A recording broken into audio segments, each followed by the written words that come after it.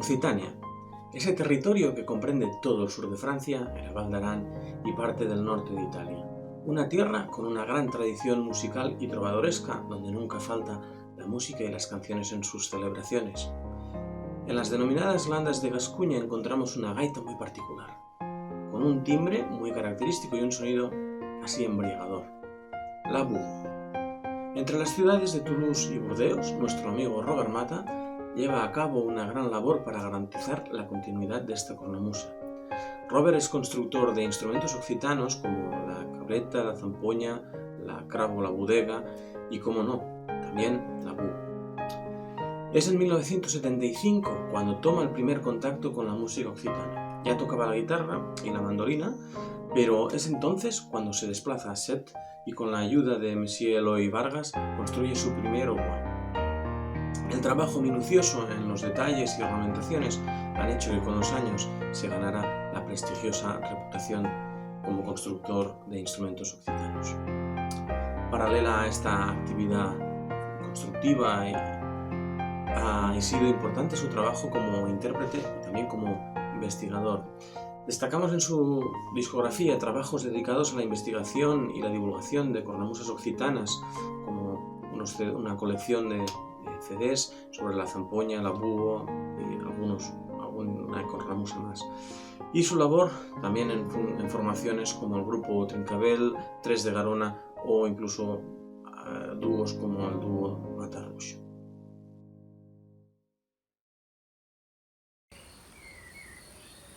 Bonjour, je m'appelle Robert Mata, je suis fabricant de cornemuses occitanes. L'Occitanie comporte plusieurs types de cornemuses, et notamment cette petite cornemuse qu'on appelle la boue. La boue, en gascon, ça veut dire souffler, tout simplement, souffle dans le sac, boue. Et cette petite cornemuse a la particularité d'être taillée dans une seule et même pièce de bois. Dans cette même pièce de bois, il y a la mélodie et le bourdon. Il n'y a pas de bourdon d'épaule, il n'y a pas de bourdon de bras. Tout est là, dans une seule et même pièce de bois. L'autre particularité de la boue est d'avoir des perces cylindriques et des anches simples qui équipent donc la perce cylindrique de la mélodie et du bourdon. Comme vous avez pu voir, les lamelles de ces anches sont en fibre de carbone pour une plus grande stabilité, une plus grande précision du son pour plusieurs heures de jeu. Une autre particularité de la boue est d'avoir donc ce bourdon avec cette pièce de bois qu'on appelle le brunidé, que l'on peut mettre ou enlever, et qui permet d'obtenir, quand on la joue sur le bourdon, plusieurs notes. Notamment quand je joue en mode majeur, j'ai la quarte inférieure. Et quand je l'enlève, j'ai la tierce inférieure qui permet de jouer en mode mineur, de la mineur. Voilà pour la présentation de la boue. Bon, les Landes de Gascogne, c'est toute cette zone géographique qui est en dessous de Bordeaux, qui part de l'océan Atlantique, qui va jusqu'en dessous de Bordeaux et qui englobe aussi une partie du Lot-et-Garonne et du Gers. On retrouvait cette cornemuse donc dans toute cette zone géographique et nombreux musiciens ont été répertoriés, trouvés, et on a eu très peu par contre d'enregistrements. Le seul enregistrement d'un musicien traditionnel était celui de Genty Benket, qu'on a eu la chance de retrouver et qui a permis à des tas de musiciens de s'inspirer du jeu traditionnel. Et on peut retrouver tous ces enregistrements et tous ces documents dans l'association Les Bouhaïres de Gascogne, qui ont donc tous ces documents à disposition et qui vous permettront de mieux connaître la boue et le jeu traditionnel de Gentil Benket. Il existe en Hongrie une sœur jumelle de la boue qui s'appelle la douda et qui est vraiment très très proche au niveau organologie.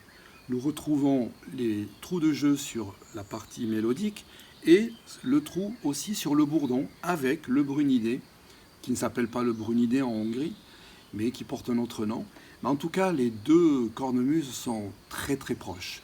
Et on ne sait pas si c'est la douda hongroise qui est venue dans les Landes ou si c'est la boue landaise qui est allée en Hongrie. Le mystère reste entier. Je vais maintenant vous jouer un congo, qui est une danse emblématique de la Gascogne. Le congo permet aux danseurs de créer des chorégraphies à quatre, très complexes, très variées, qui durent sur toute la mélodie. Donc je vous engage d'ailleurs à aller écouter et voir sur YouTube des danses, des congos de Luxeuil ou de Capsieux, pour vous rendre compte de la beauté de ces danses.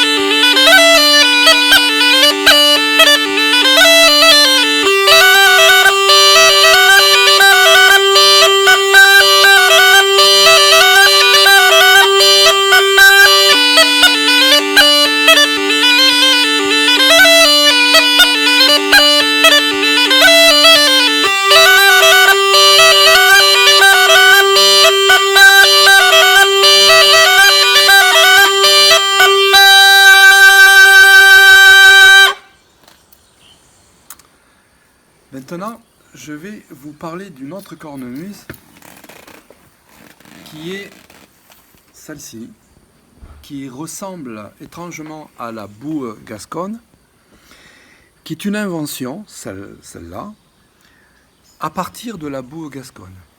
On retrouve la même organologie, le brunidé, le bourdon, la même pièce de bois qui permet d'avoir par contre la mélodie qui est séparée sur deux tuyaux.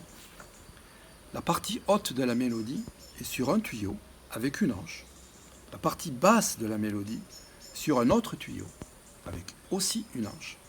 Et le bourdon qui a sa propre hanche. Ce qui fait qu'au final, nous retrouvons avec un instrument avec trois hanches. C'est une buasse polyphonique. La buasse, c'est la grande boue, tout simplement. En occitan, le diminutif as veut dire grand, tout simplement. Et cette cornemuse a été créée au début fin des années 1990 et actuellement est très prisée de musiciens, surtout de musiciens qui jouent déjà de la boue, bien évidemment. C'est une extension de la boue, on va dire. Je vais vous jouer un air qui vous permet d'écouter dans le mode mineur cet instrument avec toutes ses possibilités harmoniques.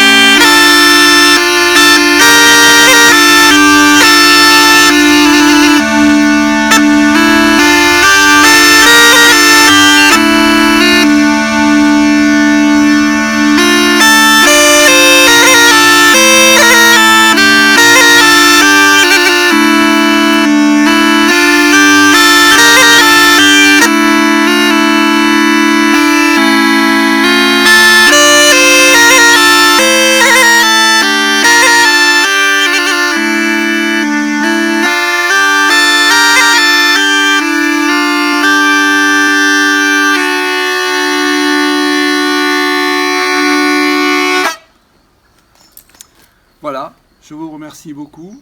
Si vous voulez découvrir tous les instruments que je fabrique, vous pouvez vous rendre sur le site cornemuseoccitane.com ou sur mon site aussi, Robert Matin, Cornemuse. Je vous remercie et à très bientôt. Au revoir.